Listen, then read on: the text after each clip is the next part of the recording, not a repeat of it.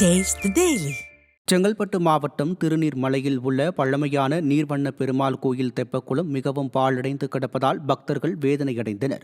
108 திவ்ய தேசங்களில் ஒன்றான திருநீர்மலை நீர்வண்ண பெருமாள் கோவில் மலையடிவாரத்தில் உள்ள தெப்பக்குளம் முழுவதும் சிதலம் அடைந்து ஆகாய தாமரைகள் நிறைந்து காணப்படுகிறது.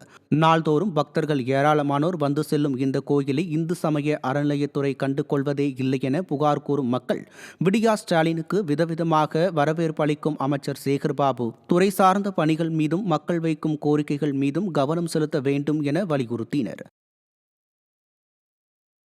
மீன்பிடி தடைக்காலம் முடிவடைந்ததை ஒட்டி நாகை மாவட்ட மீனவர்கள் மீன்பிடி தொழிலுக்கு தேவையான பொருட்களை படகில் ஏற்றும் பணியில் ஆர்வமாக ஈடுபட்டுள்ளனர்.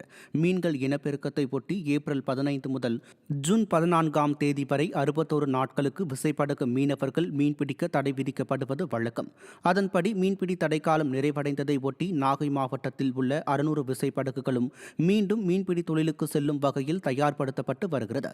சனிக்கிழமை முதல் கடலுக்கு செல்ல உள்ளதால் நாகை மாவட்ட மீனவர்கள் டீசல், ஐஸ் கட்டிகள், உணவுப் பொருட்கள் உள்ளிட்டவற்றை படகுகளில் ஏற்றும் பணியில் ஆர்வமுடன் ஈடுபட்டுள்ளனர்.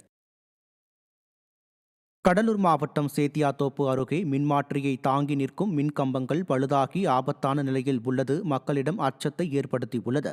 நங்குடிக்குப்பம் கிராமத்தில் மின்மாற்றியை தாங்கி நிற்கும் மின்கம்பங்கள் பழுதாகி எப்போது வேண்டுமானாலும் முறிந்து விழும் நிலையில் உள்ளது. இதுகுறித்து பொதுமக்களும் விவசாயிகளும் மின்வாரியத்துறை அதிகாரிகளிடம் புகார் அளித்தும் அலட்சியம் காட்டி வருவதாக புகார் கூறப்படுகிறது.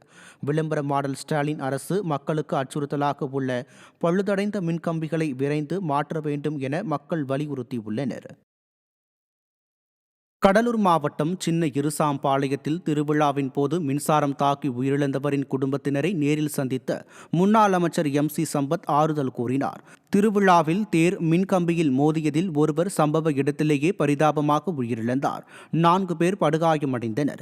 இந்நிலையில் மின்சாரம் தாக்கி உயிரிழந்தவரின் குடும்பத்தினரை நேரில் சந்தித்து முன்னாள் அமைச்சர் MC சம்பத் ஆறுதல் கூறியதுடன் நிவாரண நிதியை வழங்கினார். மேலும் தனியார் மருத்துவமனையில் சிகிச்சை பெற்று வரும் 4 பேரின் மருத்துவ செலவு முழுவதையும் ஏற்றுக்கொள்வதாக தெரிவித்தார்.